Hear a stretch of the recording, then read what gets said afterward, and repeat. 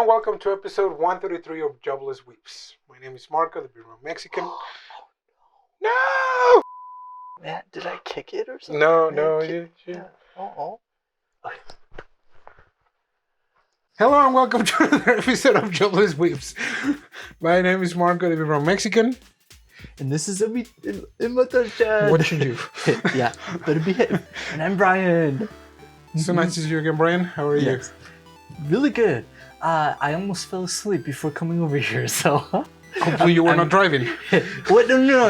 Like, oh no. Like, I came back from work. Okay. I was just like chilling, and then I was like almost falling asleep. But no, I was fine coming over here. Okay, yeah, because sometimes when I go to work, I'm I'm kind of like an autopilot, and you're like, okay, oh, like while this. you're driving, and don't do that. But no. it's also early, No, really early in the morning, so no cars. Yes. Yeah. Which no excuse, but but I should probably stop talking. Okay. Well, What else? I hope you do things that like wake you up. Yeah. Well, let's see. Oh, I want to say I found some interesting manga, but none is coming to mind at the moment. Yeah. Oh man. This week I actually didn't have much time to read. Yeah. Any of the stuff. You were kind of in scramble mode, huh? Yeah. There was a lot going on. Life happened. Yep. And there are some things that I gotta change. My life plans. But hopefully we will be able to continue with this one way or another, or maybe we will have a season finale. Okay. Once everything is also squared away, Uh-huh. we can resume it. Hopefully not. Hopefully we will have a contingence plan. But yeah, life happened. And it was a bit of a rough week because it was I have to focus on job and a personal matter, and still trying to find some time not to trying to shoot myself. and it's like Right.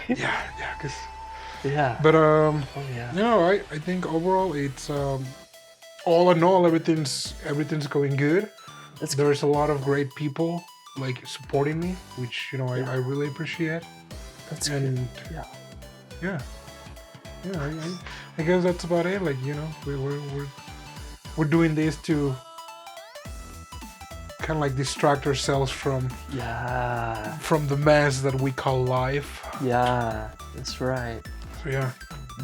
Something that we enjoy. Oh man. But what you say that we just jump to what we have for today? Because what we have for today originally was, it was my turn to share the garbage anime. Right. Which, and boy, was it gonna be a garbage man. Oh, man. I don't always watch garbage anime, but when I do. Oh, right. It's cultured garbage anime. Yeah. But then, I found this movie. I found this you. movie probably a couple of weeks ago. It was just on my phone, just like, hey, just watch this, and over Easter I was like, I don't feel like doing anything because it was when this stuff was that I told you behind cameras that everything was starting there. I was like, you know what, I'm gonna start at least a week right, and I found this movie. It is originally from a manga, and it actually aired early January, at least here, in the States. I think that was released last year or so in Japan, as they usually are. But yeah, this is a really cool movie. The movie is called Kin no Kuni, Mizu no Kuni, or Gold Kingdom and Water Kingdom. And man, let me tell you, the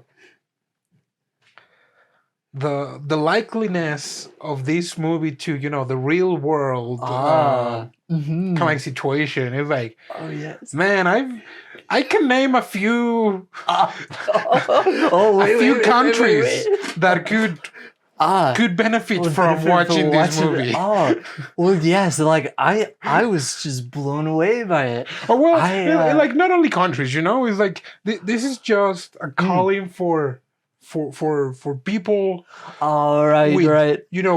Different perspectives that think that the opposite side is wrong. Yes, because it's a very general thing, and well, we watched the anime. It's funny, but yeah, I totally agree with you. They do it in a very comedic way because even the parts that it's supposed to be like really critical to the plot that where our characters are in danger, and you can feel it, but at the same time it's like, okay, it actually seems kind of funny. On all the ways that they're portraying things happening that we will cover. But like let's just get started. So nice. It's like this happened like Mukashi, like a lot of years ago. It's like there were two kingdoms, and I actually like these two kingdoms. It was the Kingdom of Water, who was like the Kingdom of Water, who had an oasis of water, and very green. And this kingdom had a Khan, meaning I was thinking more of like kind of like a Mongolian type of people. Like Asia. Yes, pretty similar to that. And the other kingdom had a sultan. So pretty much, I guess it'll be kind of like Middle East. Yeah, Middle East vibes. Right? And then like more deserty. Yeah, and kind of like to give a little background on this, which they give on the movie a little later on, before we jump into the good stuff. The Water Kingdom had a lot of resources, but the Gold Kingdom was very fruitful in regards to merchant routes. So they were flourishing a lot, and they were becoming really wealthy, but they were obstructing the road for the Water Kingdom to prosper. Nevertheless, the Water Kingdom still, had the necessary stuff because they were fertile, the land was really fertile. Yeah. And everything started as like, there were two kingdoms, and they seemed to always be on disagreement. When they were about to make peace talks, a puppy like jumped out, and they were like, and like peed on and they started fighting. Like, then they like after a lot of years they got exhausted, and then they were like, okay, let's do some peace talks. But then a kitty, like a kitten, just jump in, and they were like, okay, and like desecrated the border again. Oh my gosh! And then it was like what 1,000 years? 1,000 years. 1,000 years of fighting. Oh man, yeah. But yeah, it was in the anime. It was all like in a story mode type, where it's like shadow puppets or like shadow puppets. Yeah. It was a pretty cool thing it kind of reminded me like that movie like from the Prince of Egypt. Yes, yeah. Like that kind of like a few cutscenes that were like pictures on kind of like on the wall from the pyramid, like something similar to that. That was a pretty cool one. And after 1,000 years, they mentioned that after some like kind of like spiritual guiding, they decided to have some peace treaty. This peace treaty consisted in having the the fairest of them all from the Gold Kingdom marry someone from the Water Kingdom. Yeah. And then having the most intelligent, or like the brightest person in the Water Kingdom into the Gold Kingdom. And married someone over there. Yeah. Yeah. And he's like, okay, yeah, sure. You know, it's like throughout Uh-huh. history, like marriages have been used to strengthen political you know, treaties or like peace talks, whatever. So it's like, and they also built a wall. Between their countries. And so here's the thing. Right. None of the leaders, meaning, you know, the Sultan from the Gold City, or the Khan from the Water City, took this seriously at all. Yeah. Oh my gosh. So like, while you see, you know, the people carrying the how is it called, the palanquin? I guess, yeah, where these man and woman were supposed to be. The youngest daughter of the Sultan was to be wed, and an unemployed scholar from the Khan side was supposed to marry this fairest of them all princess, and that didn't happen. Right. Yeah. A kitten was sent in the place of the fairest woman, and then a dog was in place of the brightest man. Yeah. Yeah. And we're but the thing is, not everybody knows. Only the person who was gonna marry whoever it was, like, opened up the carriage thing and saw the deception from the other side. So but of course, like, I think like their closest people found out, of course, like the lady in waiting for the princess, and then like the family of the guy. The scholar, yeah. But Our scholar name, like, oh, no, it's let's Naranbayar, and the princess, it's Sara.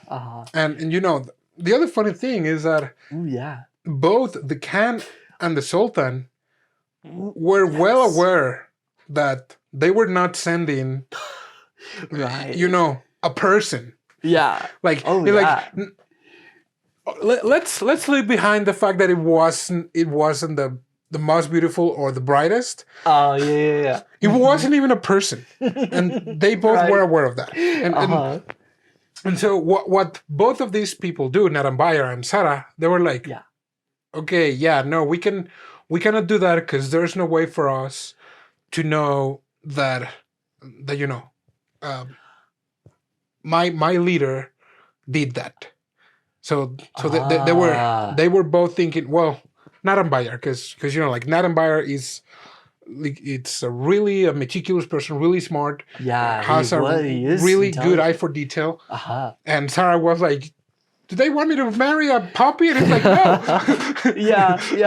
And so they both decide, oh, let's like not bring it up or like rile the leaders of the country, or we'll like go to war and whatnot.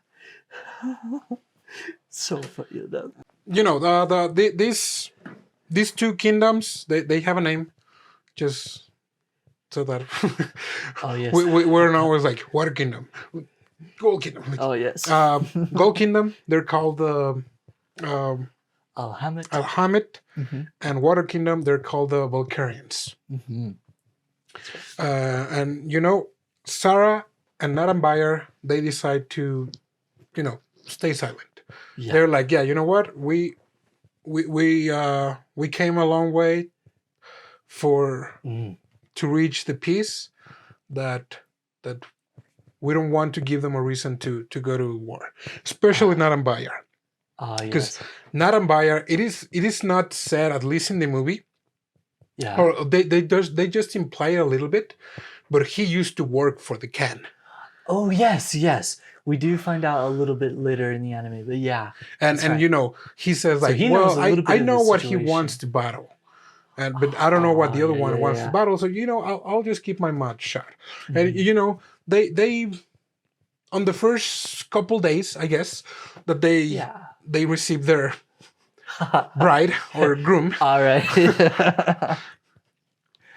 Goodness gracious. They just decide to continue with their life until, for Sara, she gets a visit from her eldest sister, Leopoldine.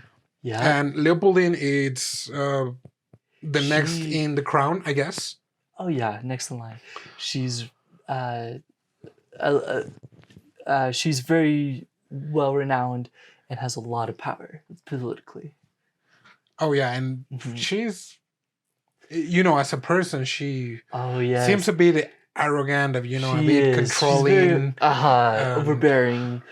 Because we see her, and the first time we meet her, pretty sure she's in a carriage, and she's like going somewhere. But she was going to see Sara. Oh yes, going to see Sara. Yeah, and then she talks with Sara outside of the carriage, and she's like, "Hey, I have something for your man to do, because I hear that he's supposed to be the brightest, so I want him to fix my watch." And it's like, yeah, okay, like, first of all, you haven't even met him yet. Second of all, yeah, he may be the brightest, but and the dog is like, how the freak? Oh yeah. Is it brave? And the dog is like, oh yeah, I'm all that in bag of chips. Oh my gosh, yeah, that was pretty funny. The dog has a lot of character. The dog is named Lukman. Lukman, yeah. Mm-hmm. And so Leopoldine, she's like, yeah, I'm gonna have him fix it. And it's like, okay, like what? Sure. Like the brightest doesn't equate to being a watchmaker. I was like really weirded out. Well, anyway, so yeah, and so Sara, she's in a bind. First of all, the groom isn't even a person, as you mentioned. Yeah, so Sara is pretty freaked out. She's like, she's what am I gonna do? Because like the moment I take the dog with me, and they're like, is that the groom? Okay, you know what? Those Balkarians are making fun of us. Right. So it's to war now. Let's go. So while she's pondering by the side of the big wall, Lukman goes through a hole and crosses the border through the wall. Oh and gosh. he falls on a hole. And Sara is freaking out. She's like, "Oh, look, man, what are you doing?" And and it's like too deep for her to reach in. We're introduced again to Naranbayar, and Naranbayar is taking a walk with his wife. Taking the cat for a walk. What was the name of the cat? Adonchimek, which means the star of the world. And Naranbayar helps Lukman get out. They have a picnic. They have short ribs for the dog, which is like, man, like freaking dog. It's really bad. Right. Dude, I could go for some short ribs right now. Oh my gosh. But and Naranbayar was like, dude, no way. What are you doing? Like, that's like really awesome. He's like, if the dog eats that, like what the heck? What do people eat? right. Like, man. Yeah, and we're start to seeing the difference in the cultures, because the Balkarians are poor. They don't have they have an oasis. They have water. So they're self-sustained because they can like have their own crops and stuff. But they're not like wealthy at all. So meat is like exotic and stuff. But for her, well, like the whole scenery is very luscious, very green for her. But yeah, that impromptu picnic, I'm like, man, it's like, what is this? They're on a date already. They haven't Yeah. they don't even know what's up yet, right? No, because from there, Naranbayar, like after helping her, she's like, well, you know what? Like I'm unemployed right now, so if you want any help from me, I'm more than happy to help. Yeah, and she's like, what do you do actually? Oh yeah. Now that you mentioned it, she takes it back to her house. Right. Oh even Bayan, her maid in waiting, is like Princess Sara, where are you? Like you brought it home. Yeah. He's like, she's a barbarian. She's up in arms. She has like her Naranbayar's like her sword. And it's like okay. Man. Not friendly. Wow. Sure. Sara explains to him, like, I need you to play the role of my husband because I'm a princess. And right away, Naranbayar makes the connection. Yeah. He's like, oh, I need to play you. I need to be you. He figures it out. And he's looking at Lukman. And he's like, oh, you're the bright man. Damn. Because he was like our Khan. He's also didn't take this seriously. But then again, he was like, our Khan. The only thing that our Khan wants is to open trade routes for merchants so they can, have a flow of money. But he's still unsure what are the goals. Ooh, yes. From the Sultan and its people. And he was like, okay, yeah, we can do that. And next morning they go to the capital. And they dress him up as Alhemit type, the funny pencil mustache. Well, kind of like the really long mustache. So great. They're going through kind of like a bazaar, I guess you could say, with all the merchants all around, and it's super crowded. And but they're kind of like they're trying to go through discreetly, so not to draw attention. But then the Minister of the Right appears. Piripapa. Oh my gosh. I just laughed every time I heard his name. So, Piripapa. Yes. Piripapa with a big ego. Oh, yes. As symbolized by his huge I think that's how they're presented with his... I totally is it called I think a hijab is for women, right? Turban. Turban. Yeah, turban. Yeah, that's with a huge turban. Yes. Not even the Sultan had a turban that size. Oh, yeah. No, now that you mention it, dude, he is full of himself. Because he's like going out and he's like being publicized and putting on airs like that. Yeah, and it's freaking ginormous, his turban. And it's like, what happens? He's making a scene with a little kid. Yeah, because the kid is like, you're lying, and like, like the great Piripapa, like some of his followers, the lackeys, the lackeys the great Piripapa is gonna pray to the sun for water. He's like, so it rains. Fool. That's not how water works. Like the sun evaporates the water. My dad told me. Yeah, my dad told me. It's like, yeah, he's right. And everyone is so afraid because he has the Sultan's backup. Right. And how dare you talk back? And the Minister of the Right. Yeah, Naranbayar is like, okay. He is the Sultan's I think I know what's going on here. And he decides to step in. He's like, well, that's something that I love about his characters, because he had a way with words. Yes. And at the end even of the movie, his words are the reason of why he was able to live. Oh yes. Oh yeah. And he was like, well, if it isn't the great Piripapa. And Piripapa, he just feels it. He's like, oh yeah. You recognize good, my boy. I like you. He's like, but you know what? I don't understand. What is someone such as great as you here, like, with your holy presence to a mere Balkarian.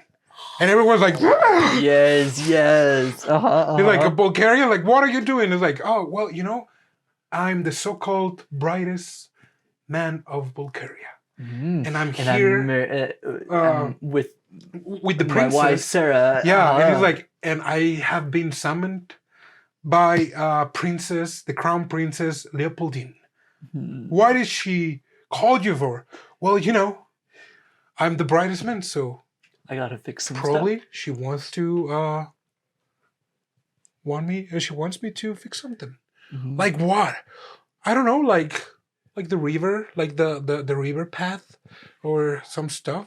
It's pretty old. Maybe one of two things there are broken. That's nonsense. We will need years. Like, well, I can do it in one day. It's like, man,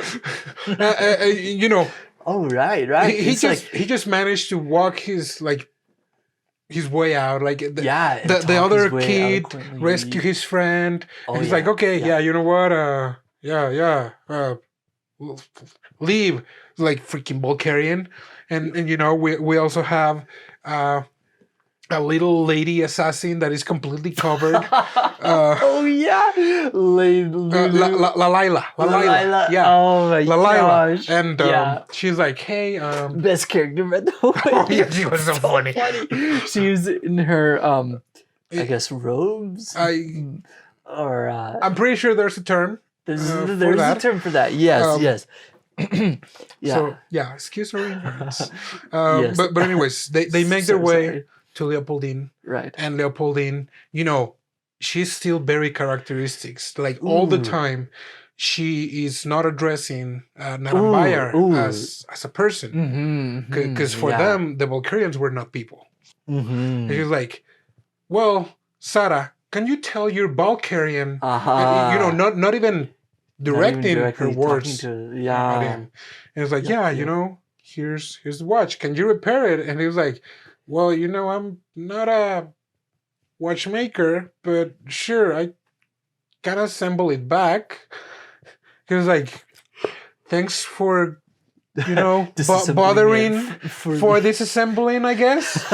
Right. And I'm like, first of all, oh my gosh. Yeah, that was, and it was an interesting interaction. Along with her speaking indirectly to him, there was this guy next to him. There was a guy next to her, and then there were like two other girls to the side of the room. Turns out the two women there, they were sisters. Also, sisters. They were Sara's sisters. Also princesses, and then the dude, he is Moonlight. Moonlight. Yeah. And they're introduced, but not quite, which I thought was kind of odd. Naranbayar, he basically puzzles it out, figures out it's the minister of the left, who's the dude, and so he's like, well, like, I can't fix your watch because it's missing two gears, and there's your problem. Yeah. Leopoldine was like, thank you. Leopold, like, it was. I was not sure what Leopoldine goal was. I think that was also part of it. Like, he was like, oh, like, it was a lot more defined later in the movie, but at this point, it's like, do you want a war with Balkaria? But then no, it's like I guess she was just genuinely worried about her sister. She was just being a tsundere. Oh yes, right. Well, because she just apparently, supposedly married this Balkarian. And especially the thing is that the Alhemit people, they were not monogamous, contrary to Balkarian people. Right. Yeah. And that too. And we have it with Moonlight, that Moonlight was dating apparently the three princesses. And even a Moonlight asked Naranbayar, like, hey, so what if Sara wants to have another husband? Like, are you okay with that? And you know, like, Naranbayar's words were like really, really good, because he was like, well, you know what? These are not my words. These are actually my father's. Yeah. But yeah, you just want one person, the one person that grabs kind of like the last biscuit, and that'll make you happy and be fulfilled. And it's like, man, yeah. Because you know, like, at that same time, you can see that in that relationship that Leopoldine and her sisters are having with Moonlight, some people there are not quite comfortable with, the polyamorous relationship. But you could say that. More later on. Oh yes. But yes, yeah. It looks like because and then Naranbayar, he offers the last piece to Sara, and even Sara is like, oh man, she's like starting to feel it. But yeah, yeah, you're totally right. You see a little bit more development with Moonlight and Naranbayar talking with each other, and I want to say there was an offer to kind of like figure out a little bit more about like their goals, their political goals, I think. Yeah. Because he pretty much asks because again, Naranbayar just oh yeah, he's at the role that he steps played. ahead. He already has down like what's happening. He just wants to confirm it. So he tells Moonlight, like, tell me straight, how much water do you have left? Because I assume that's what the Khan want. That's what the Sultan wants. Yeah. They want water. And Moonlight says, like, well, yeah, you're right. You know, the right side with the Sultan and Piripapa, they want to conquer the Balkarians so they can move the capital to Balkaria, and they can have water. Yeah. On the left side, with Leopoldine and me, even though I'm just like a figurehead. A figurehead. Yeah. Decorative. We don't want war. We just want someone who really loves their country and water. And that's where Naranbayar is like, okay, I can help you out. I want to make an aqueduct. And he's like, what are you talking about? He's like, yeah, you know what? That's the answer. We have water in Balkaria. We have crap ton of water. And you have the well. And you have the well. You have the technology and the infrastructure to make this happen. I just need you to push it up. But it's like, he's like, I figure, like, I'm not telling you to like think about it. I'm telling you, you're gonna do it. Gotta do it. And at the same time, we have a lackey, and he's like, what is Naranbayar? What is the Balkarian doing with the minister of the left? And this was after when they were meeting together alone. Yeah, and then he hears like, oh, we're running out of water. Because like, it doesn't matter how rich you are. If you don't have water, you're pretty screwed. Much toast. Yeah, Laila kindly asked him to not divulge any information, or she will kill his family. Oh man! Wow. But in a very kind way. In a kind way, yes. And now Naranbayar now has a goal, because he was unemployed. Yeah. And he's like, okay, yeah, let's do this. Can you get me in contact with an architect, and also with scholars? And Moonlight is like, okay, you got it. Let's see you tomorrow or in a few days. Yeah. And so he goes back. Yep. He meets to Sara, and this moment when he sees Sara under the moonlight, he just gets his heart just like. Yes. yeah. That was. Let me see if I remember. That was when Sara was up on her tower, Yeah. on the parapet, and he's coming on the road. Yeah, he goes all doki doki, and he even falls down on his knees, like all blushing. Oh yeah, I was like, man, like I know they're not, they're not like together, but yeah, like that scene alone, yeah, they should be together, like they have to be, and yeah, it was fantastic. They meet up. He basically like tells her a little bit of what's going on. Yeah. Because he's like, hey, you know what? Like, bit. I know that my role is over. Right. Can I stay here a little longer? Yeah. And I now have a job to do. Yeah, Sarah's like, yeah. But he doesn't tell her one crucial piece of information.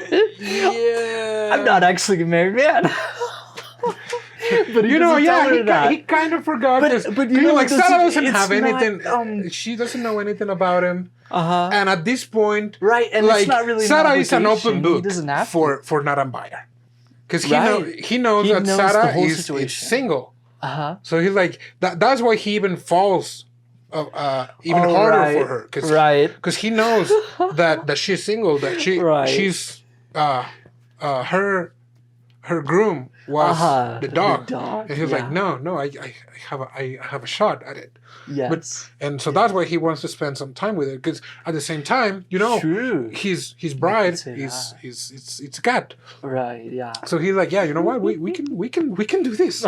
But he's like, I have a goal, and I want to spend some time here. Can I do it? And she's okay with that. Yeah. And the next thing that happens, they go free the scholars that were so freaking buff. Yes.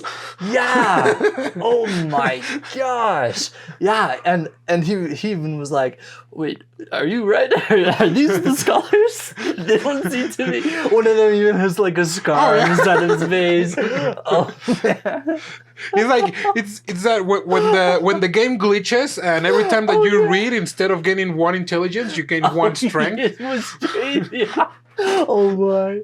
So freaking funny. And they're like, Narabayar is like, okay, because they score her like, we don't need help from foreigners, especially a Balkarian. And he's like, Balkarian. Yeah, you know what? Mind telling that louder so your wives can hear you? And the wives are like, yeah. What are you doing, you idiot? You better come out right now. That was funny. That was funny. That was great. They do agree to help him in his project. They meet the architect. The architect, it's like the best in the city. His buildings are literally the city. Oh yes, yeah. He takes pride on the city, and he is also against the Sultan. The Sultan moving the capital, because he's like, these are my babies. Yeah. Like I've made them so they could stand for millennia. Right. And he would hate for it to, be destroyed or just abandoned. Yeah. It's a legacy. And he agreed to work with Naranbayar. He's like, just bring me some blueprints, some drawings, and we'll get to that. Yeah. While all of this is happening, we go to the other side with Sara. And money is no object. Like, yeah. It's like, no big deal. Who are you talking with? It's like, yeah. And Moonlight is like, yeah. And especially with every piece that's moving around, Moonlight is always there, acting as the figurehead, but the one who's backing up Naranbayar with all the pieces that are moving. Yeah, which could basically translate as the princess. The princess supporting him. And there's power backing up. Yeah, and on the other side we have Sara. I liked Sara's character because she is. She has a strong sense of feeling way less than her sisters.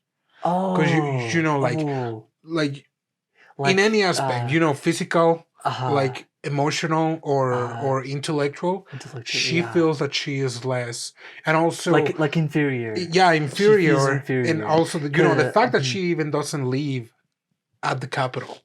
Oh, that too. Yes, yeah. And in this culture, it's very along with a lot of like the political power, a lot of the princesses are very fair, and they are very like they have like the beauty standards of the city, and she feels inferior, and she's been like compared to her sisters all her life. She's like very plump, and she's shorter, and she doesn't have a great figure. But even though she is like that, she does feel great respect to her, father and her family. Especially her father. Yeah. Because even though her father was like, oh yeah, have this brightest man marry my youngest daughter, it's like, why your youngest daughter? Because like a part, princess, because right. A part of it was what was like, and I had a few complaints about it, that the king also had a complex, which we'll talk about. Yes, but yes, and he was still complaining, oh yeah, my daughters don't like me. He was like, dude, you didn't even respect your daughters. Yeah, dude. Yeah, I totally agree. Yeah, this weighs a lot on Sara. It does. Because this actually hinders a lot of things, and then the next thing that happens just adds insult to injury, because the cat goes missing, and Lukman and Sara decide to go to Balkaria to search for the cat, and also because she was tasked with watching out for Udan the cat, the star of the world, while Naranbayar was off doing his job. Yeah. So she felt like she needed to go out and search. Yeah, search for the cat. Yeah. And you know what she came across? She came across ruins. Yeah. It was still like a really like greenery field. But like buildings were burned, they were deteriorated. Yeah. And she was like, seeing firsthand what the 1,000-year war did to Bulgaria. Yeah. And then she finds some kids, and the kids are like, oh, you look funny. Like you have like really nice clothes, and like they're all surrounding her. Yeah, and then she meets a huge lady. Oh man. And he's like, hey, I'm looking for Naranbayar's house. Yeah. Oh, he's my brother. So you're the wife. You're the wife. And she's like, come again? Right. Yeah. And I thought that Sara was going to, catch up, like and figure it fast, out, right? But no, she's like, so Naranbayar is supposed to be married. Oh, yeah. Wait, he said that he was monogamous.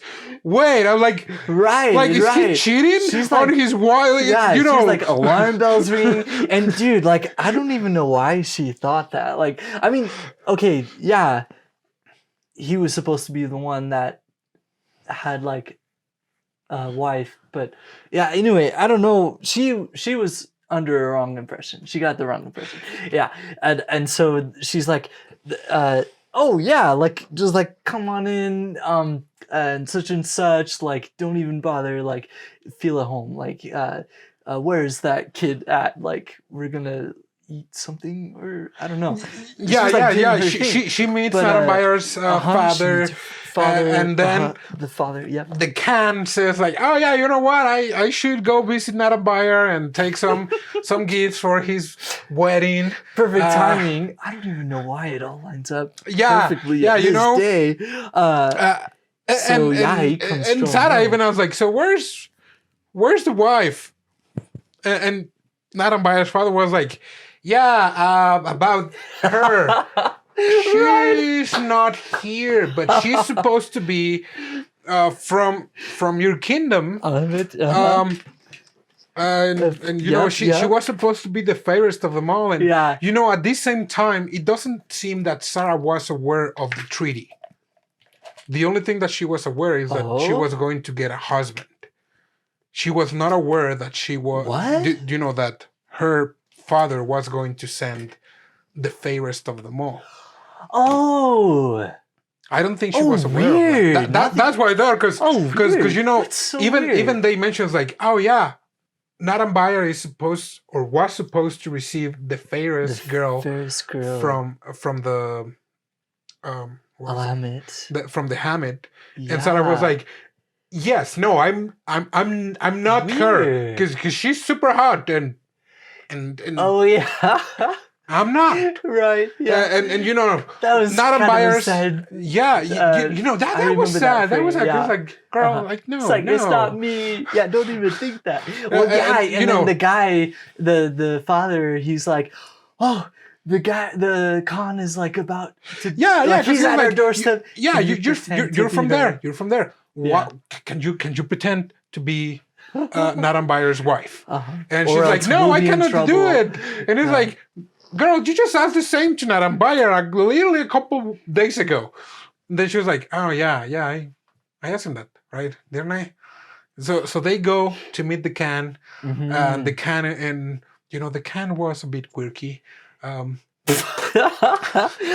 boy, yes. Because he was like, she's not the first of them all. She doesn't look like him or him. He's like, right. Those are men. My Khan. Yeah. And he's like, oh, okay. Even the other officials were like, oh, they actually send a person. Right. I feel kind of bad for sending a dog. Right. And they're like, oh, okay. But you know, like they said it in a way that, you know, they weren't heard. But yet the Khan was still, you know, with the goal of making her feel uncomfortable. You know, he's still with the idea of like, yo, let's go to war. Right. And you know, she starts badmouthing Sara, and you know, Sara. Oh yeah, and her self-esteem it's already at rock bottom. Yeah. So she's like, okay, yeah, people slandering me. Yeah. I'll had that before. But then he starts slandering Naranbayar. He's like, yeah, you know what? He was one of the officials for just a couple months, but yeah, so freaking is useless, man. Yeah. And you know, couldn't even keep a job or whatever. Yeah, and she was like, you leave my man out. Right. Yeah. Oh man. And then he even brings up a challenge. Hey, like I brought this food and all this alcohol. Right. Yeah. And he's like I will triple the food that I provide to this wedding, and then like you would like get all this food on condition of like you challenging me to drink a contest. Yeah. And if you win, I'll yeah. And it was like, because he's still like slandering, you know, Naranbayar. He's like, you know what? I can drink your whole freaking river if it turns to wine. And yeah. One a piece of me. You know, I would have loved seeing that. That would have been incredible. But you know, they jumped. Oh yeah, they jumped straight right to like, yeah, you know what? After the fact, it kind of went a little fast for me in this part. Oh yes, it sure did. Like I felt like it cut like scenes, which it did, but it worked, I guess. But man, how they were like, that like the Khan had no chance against the Alhemit lady. Like she drinks so much. He's like, she drinks wine like eats water, literally. She said that, and we didn't believe it. It's like, man. So but you know, we still have Sara. You know. Oh yeah. Feeling bad for herself. Yeah. She's like, oh yeah, Naranbayar. He's supposed to have an Alhemit wife, and he's like, no, like no, no, he's like, you like, no. Yeah. She wakes up later from like a nap or something. The big bulky lady comes in. See how she's doing and all that. But I just felt really bad for her this entire time. She's down on herself. She's like feeling all bad. She doesn't even stay the night. She starts going home, like going back. And when she's on a bridge, she sees Naranbayar coming the other way, and it's also in the moonlight, and he also like falls in love with her all over again here too. This is the part where she actually falls in love with him, but she's like, oh no, because you're a married man, right? And I'm like, no, and Naranbayar is like, no, my lady, like my princess, like what are you doing? Like I'm here for you. He's like, no, you have your stuff. Do your aqueduct, and it's like it's no, like no, so my stuff. Like they kind of part ways. Go home. This breaks Naranbayar's heart, but he has a goal, and his goal is actually for the princess. It is. It really is. He cares about people. Yeah, but he cares about the princess having water for even after 50 years. Yeah. And so he's like, okay, yeah, sure, let's continue. Right. He gets the drawings. He meets with the architect. The architect says like, yeah, they're good. We can do it. Let's go see what we can do to make like a preliminary review. Yeah. They go with one of the really buff scholars. The scholar says like, yeah, you know what? It'll probably take us 50 years to build an aqueduct. It'll depend like, how much we have to make the foundations, right? To build everything. But around 50 years. And then Naranbayar says like, well, probably in 10 years we'll get more advancements, so it might be even less than that. But yeah, sure, it sounds feasible. Yeah. There also comes a point where Naranbayar spots a portrait from the previous sultan, Rastavan II. Yes. And he looked at it, and he kind of like pondered a little bit, and then he was like, okay, which we'll save for later. Rastavan II saved his life, pretty much. Yes. During all of these shenanigans, we have more division internally on the Sultan's house. Because we see... Because freaking Piripapa... Piripapa, he's consulting with the Sultan, Rastavan III, and he basically is telling him, like, hey, that... Balkarian guy, he wants to like take us down from the inside. Like he's going all buddy with your daughter, the princess Sara, and Moonlight, and and basically wants to take you down. Do you remember any of the details they actually brought up? I think because you're like the gist of that. Piripapa, and he's just a mizu.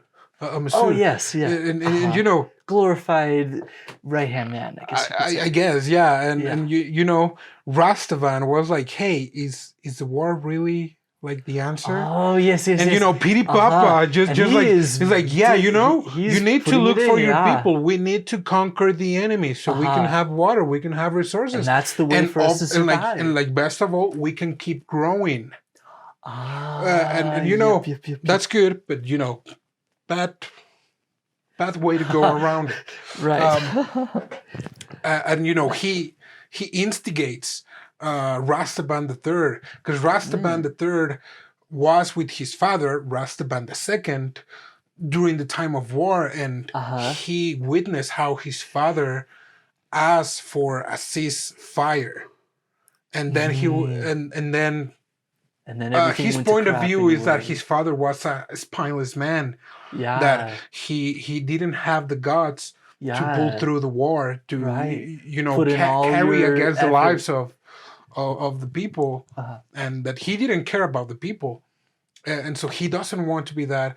He has a headache, headaches most likely about stress, anxiety, and this feeling of that he feels that he should be the best, right? But deep inside he feels less than even his father, right? Who he sees as a failure. Yeah. So yeah, he feels like this is all falling apart around him, and he's really worried about that legacy being seen as a spineless coward. And on the climax of the movie, there's going to be a meeting with everyone.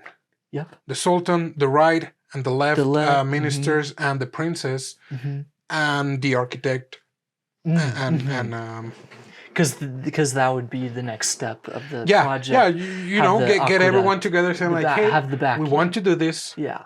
We need the money. Right. So, yeah. And before the meeting starts, Piripapa again instigates him, the Sultan. The Sultan says like, yeah, you know what? I want that Balkarian dead. And when they're in the palace. Oh yeah. We have the lackey from Piripapa saying like, hey, you know what? The Sultan wants you dead. So if we go to the side of the palace that belongs to the queen or to the princess, to the princess, you will be fine. Yeah. And all of this portion was really great, because it was great. Yeah, you have the scholar beating the crap out of guards. Oh yes, yep. He's just wasting everybody around him. Oh, that was a fantastic part. We also see. He's like, there's like 20 guards outside. It's like, just 20? Just 20? I can solve them. Yeah. Oh, that was fantastic. And that they're running. Yeah. When Narabayar is about to be cut down. Ooh, yes. Laila arrives. He's like, who the heck are you, Laila? Like, are you like an elite assassin? Like, does it matter? I guess no, but we have no idea.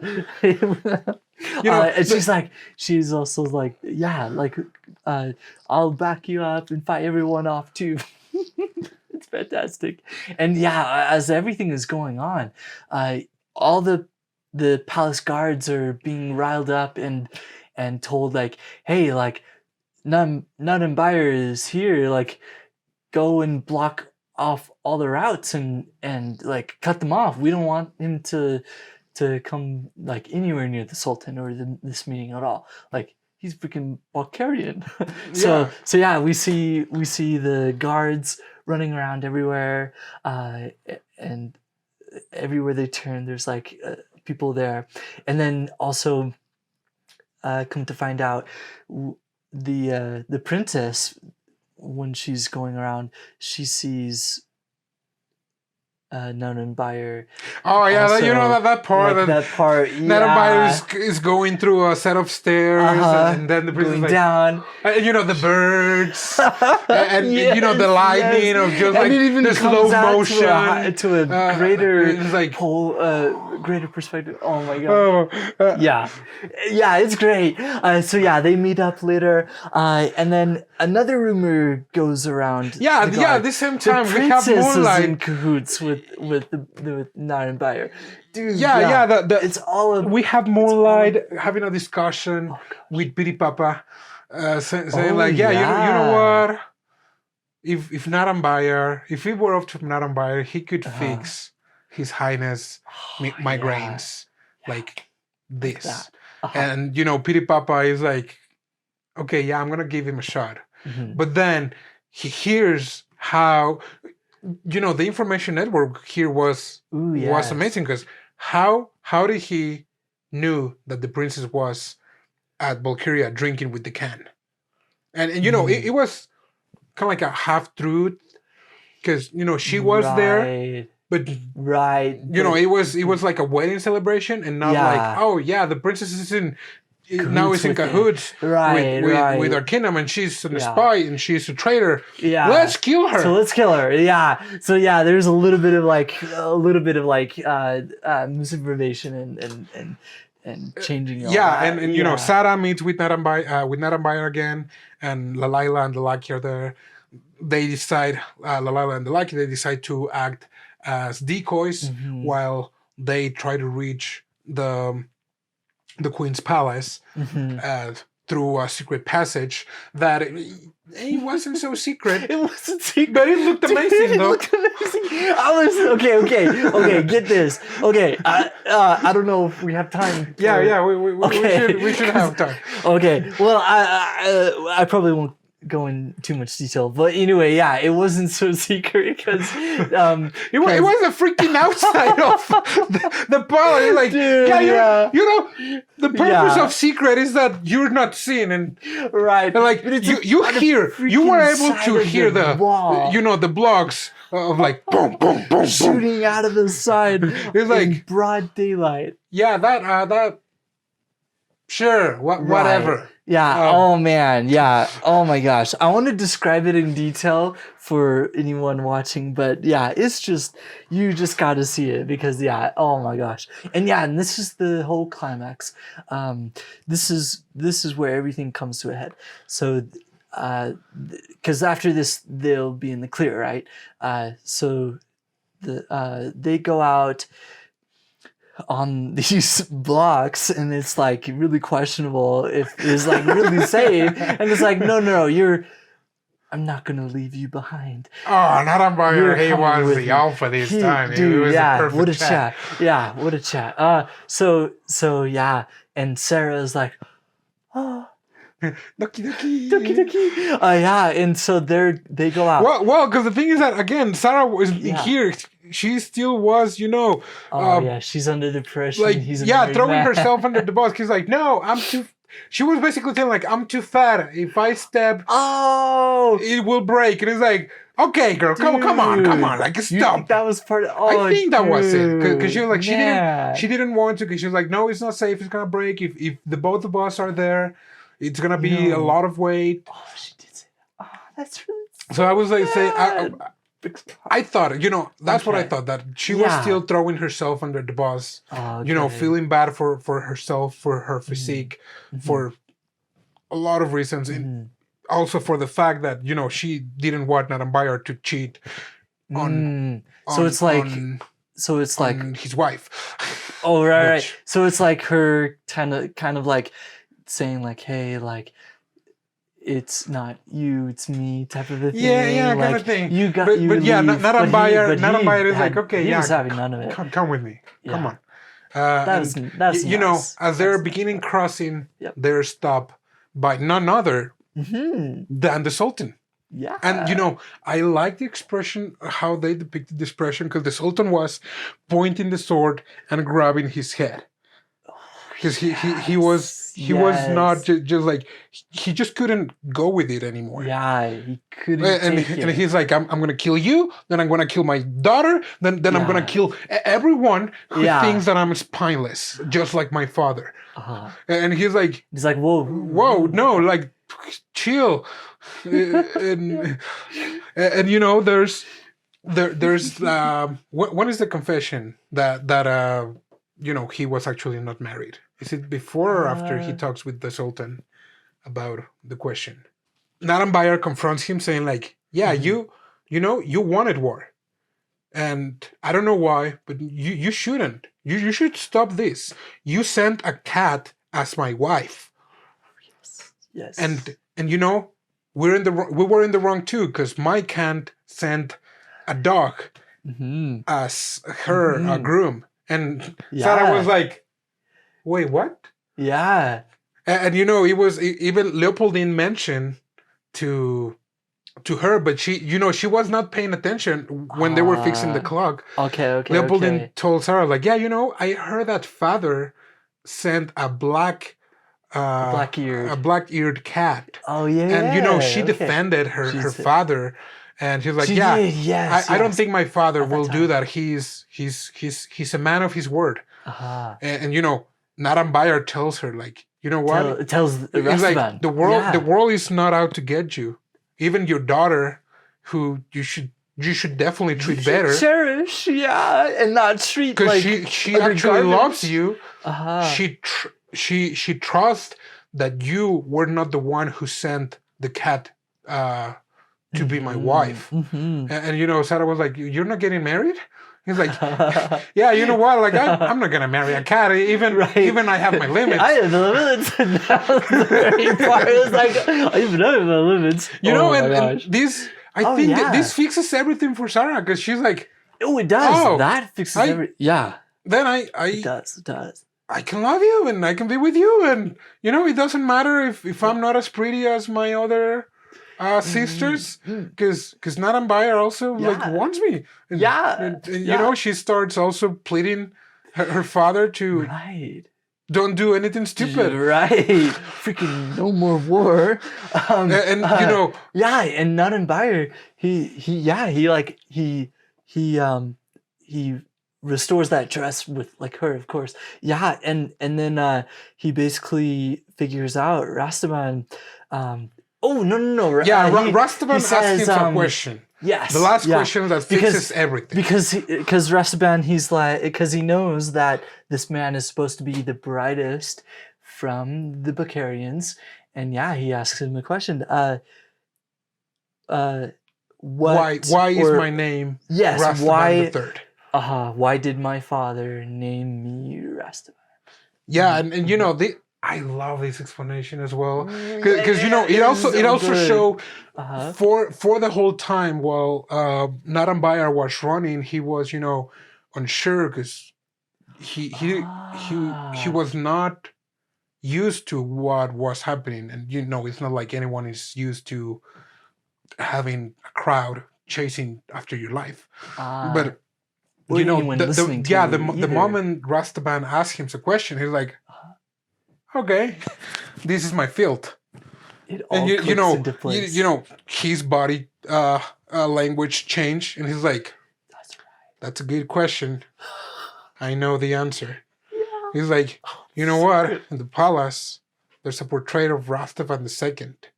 While your people regard him as spineless and coward, my people regard him as an honorable and wise man. You know, like, and he's like, and Rastaban means the head of a dragon, meaning someone like a dragon, meaning like the creature at the top, the most powerful creature. And you know, you might think that to be the most powerful creature, you have to be kind of like a tyrant, the one that holds everyone below them, but that's not power. What your father thought, or like what Rastaban thought, that Rastaban the First thought, it was a vision of making peace. Then Rastaban the Second made it truth, and he had a vision for you that you could surpass him and make everything better. And, you know, and have a great I want to make an aqueduct. I want to connect people, and you can even be regarded as a man of family by naming the aqueduct after one of your daughters. And then your land will flourish. And Rastaban was like, what? Oh, right, because that would also solve the thing with his family, because he thought his children looked at him as as like a good for nothing father, but then that would also reconnect his family. You know, and especially because it was his definition of like what is really like a powerful man. It really was, wasn't it? Yeah. It wasn't like, you know, a powerful man is that commands their armies to their deaths. No, he's like, no, it's a powerful man because he was wise enough to decide when to start actually building stuff instead of destroying for the benefit of their own people. Because you're like, he was like, you know, I thought about my people. I want my people to be good, which, you know, it's good and all. Oh, yeah. But not at the cost of someone else's well-being. Right, yeah. And in this case, your neighbors too. Right. Yeah. And, he's like, okay, makes sense. Yeah. I get it. It's incredible. That moment he stops grabbing his head, because most of the time he was grabbing his head. He was making this painful gesture. It was so stressful, and it was all like so much pressure, because he thought that people would look at him and think of him as a coward and spineless. And that moment he was like, says that. Yeah. There were some words hey, Sultan, we're sorry, sir. We cannot find the Balkarian. He's there with my daughter. I heard that there was a meeting. I don't want him. Bring him unharmed. Yes, sir. And fast forward to probably a couple days after, we have the can. The can was an idiot. Well, yes. Well, he was a self-indulged pompous. Jerk. Yeah. And he was like, I want war. I want still war. Right. And the moment they enter. Oh, yeah. The city. He's like looking the army. So like, yeah. He's like, and he's like, what the? Okay. Right. And he's just like, he has like his. Yeah, his officials. His officials are like, right. Okay, this actually looks pretty impressive. Okay, Okay. Let's go the princess. To the palace in our moving box. And it's like, moving box? What's that? And it's, a freaking elevator. And he's like, elevator. He's like, it's gold. What the crap is this engineering? Yeah. Oh, it's incredible. They arrive to the palace. They meet Naranbayar, and he's like, "Oh, Khan, how are you? A long time no see. Who are you? Come on, Naranbayar." Yeah. Who? The scholar who wasn't employed? You sent me the my bride, which let me she's my bride. Like, who? And the Khan recognizes Sara. He's like, she was a princess? She's a princess? Oh my God. And he's like, you know what? Yeah, the Sultan has allowed me to marry her. The what? And the Sultan, all proper, was like, I know that you sent a dog. And he's like, he's like, oh, okay. Which, great move from the Sultan. Because at this point, Khan didn't know.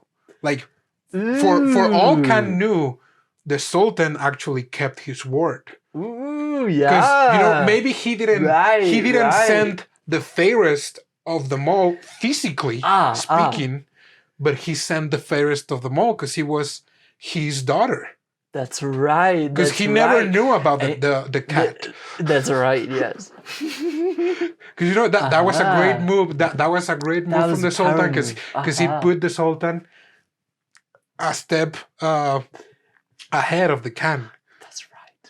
He was like, I know. She's still royalty. Yeah, he's like, I know you sent the dog. And he's like, he's like, doesn't matter. It's water under the bridge. Yep. Let's be friends. Yeah. And it is like, oh man, like that was an and probably that was also orchestrated so by Naranbayar. Actually, probably. Yeah, as we said, he's and that was it. That was it. Yeah. That was the end. We have one more scene. That's right. Yeah. 10 years later? I think 10 years later. 10 years later, I want to say.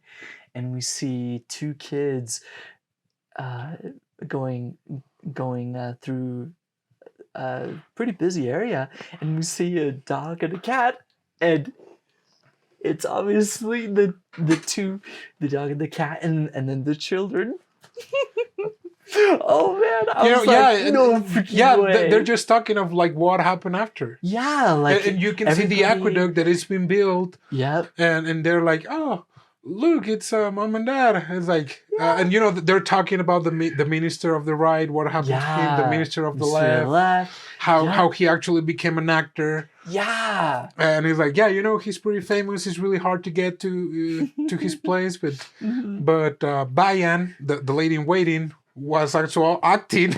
Oh, yes. Or she was part of the play. Oh, yes. Right. Probably she was maybe more of a makeup artist after, the great work that she did with Naranbayar. They also take like the architect, while they were talking, they say how the Naranbayar's father took the architect to their own architecture. Oh, yes. And how they even made an onsen, some hot springs. Oh, yes. And you see the sister of Naranbayar pulling some hot spring eggs. Oh, yeah, the eggs. Which, we didn't mention because, it was not important. But yes. At the beginning, Sara was like, I've heard that they have so much water, even they have hot springs, that you can boil the eggs in there. It's like, that's nonsense, princess. And, at the end, you see her actually pulling eggs. I thought that was a nice detail. That was. And they're like, our dad and mom are there, and it's just Naranbayar and Sara, just like looking to the horizon, and it's like, oh man. Yeah, and you see the aqueduct, like almost completed. Oh, it was so great. Wow. Yeah, and during the credits, you keep seeing how all the people are interacting, like, getting along just fine. Yes. And you can distinguish which ones are from Balkaria and which ones for damn it.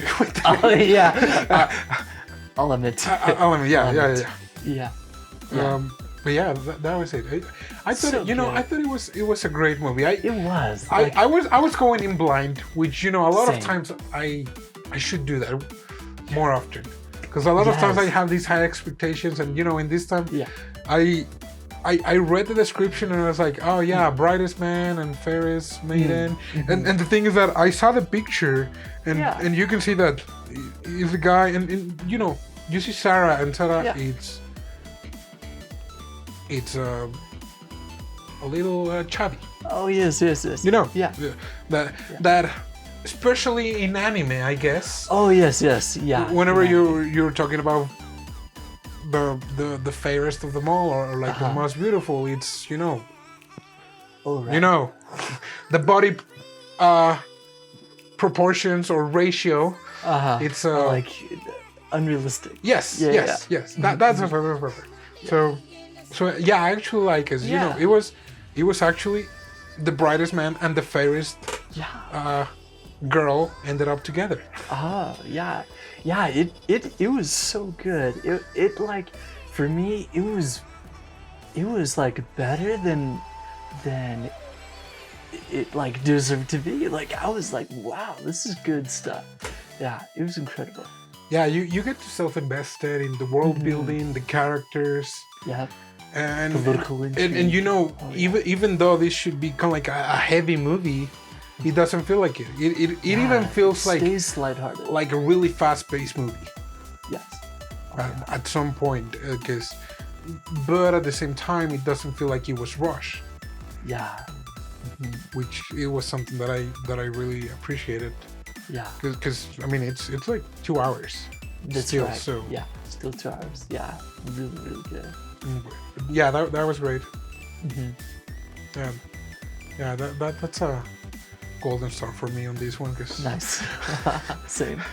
I'm saving still myself from that garbage one. Oh, okay. Yeah. We'll probably talk about it on my next turn. Yeah. Maybe. Yeah. We gotta sprinkle it in there somewhere. Yeah. Like, we still gotta include it for sure. Well, thanks for joining us today. Yeah, keep watching anime, and we'll see you next week. Matane.